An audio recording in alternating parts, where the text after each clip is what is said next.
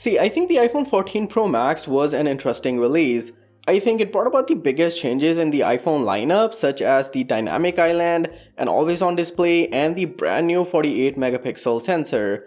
I've been using this phone for the past week and my brother has been using it since launch, so in this video I'm going to present both our thoughts. Let's see if it's worth it in 2025.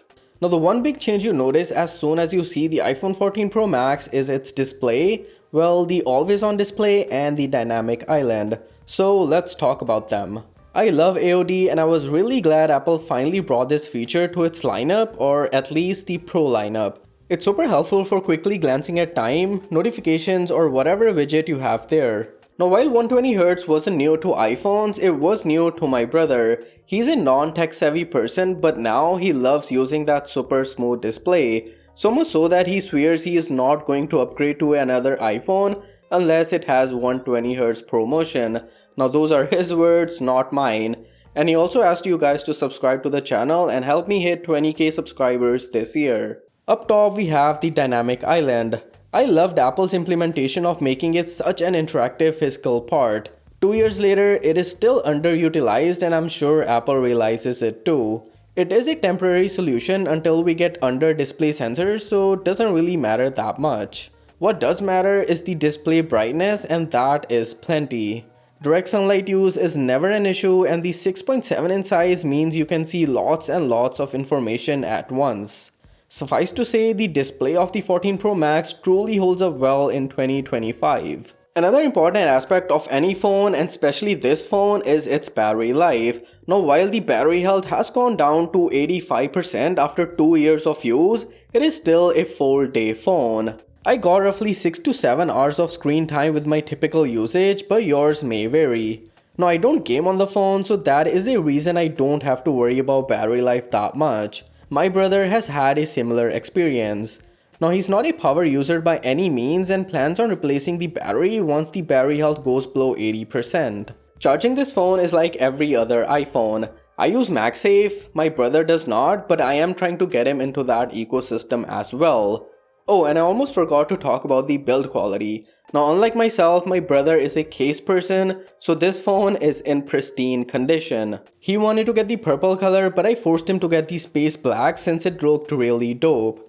Now compared to the 16 Pro Max ideally, the 14 Pro Max is a tiny bit heavier and also has sharper edges, which I don't like much. But with a case, it doesn't really matter. What does matter is the performance. The A16 Bionic chip is chugging along nicely even after 2 years of use. I expected nothing less. Day-to-day use is a breeze. Opening apps, multitasking, gaming, and video processing is really fast. Like I've always said, the A-series chips are monsters when it comes to longevity. iOS 18 is also running smoothly on the device. The phone won't get AI features, and that's great cause Apple Intelligence sucks for now. It will however get software updates for the foreseeable future, which means it is a solid phone to get in 2025 if you are on a budget. Now apart from the dynamic island and the always-on display, the third big upgrade the iPhone 14 Pro Max received was the 48 megapixel main sensor. This means getting more details and light than you could ever get from the previous 12 megapixel sensor. As far as how the images look, well, they are your typical iPhone photos. Lots of details, great color accuracy, shadows not as dark as they should be, good contrast, dynamic range, and solid reliability. Even in 2025, you could trust the iPhone 14 Pro Max to take really good shots 9 out of 10 times without having to think much about the composition or worrying about taking another photo. While you can take portrait shots at a couple of focal lengths, my personal favorite has to be the 3x since it produces better depth and look. With the 48 megapixel sensor, Apple finally introduced the new 2x crop zoom. This made the 14 Pro Max have a great combination of 0.5x, 1x, 2x, and 3x zoom levels. I love using the 2x zoom on the 16 Pro Max and it's just as useful on the 14 Pro Max. The only slight negative is the minimum focus distance for the main lens. The phone is quick to shift to the ultra-wide lens to get a better shot, which isn't all that bad. The ultra-wide camera is still decent. The front selfie shooter on the 14 Pro Max also got minor upgrades in the form of autofocus and optical image stabilization. Not a huge selfie person, but I am pleased with the results. Nighttime photography is really good on the phone. I would mostly stick with the main lens for taking nighttime shots since it lets the maximum amount of light in compared to the other lenses. Now that said, the results from the front camera, ultrawide and the 3x telephoto lens are not that bad.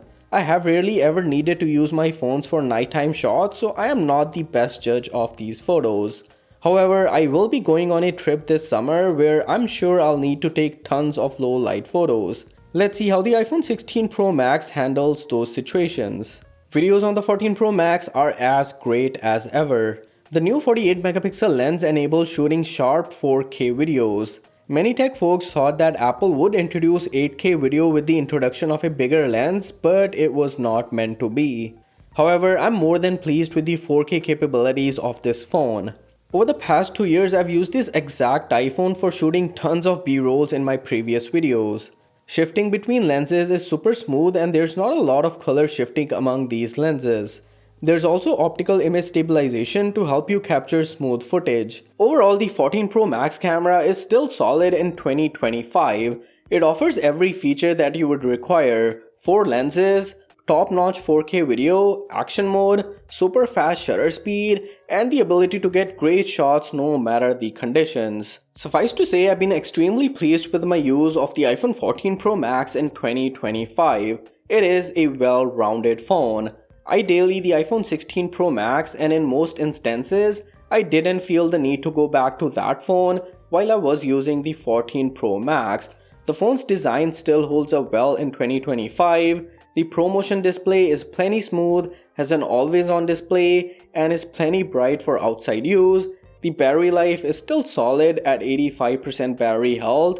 Performance is as smooth as it was 2 years ago, and software support is guaranteed for the next 3 to 4 years. Overall, I think it is the best Pro Max iPhone to get in 2025 if you are on a budget. Let me know if you guys have any questions, subscribe, and I'll catch you all soon in the next one.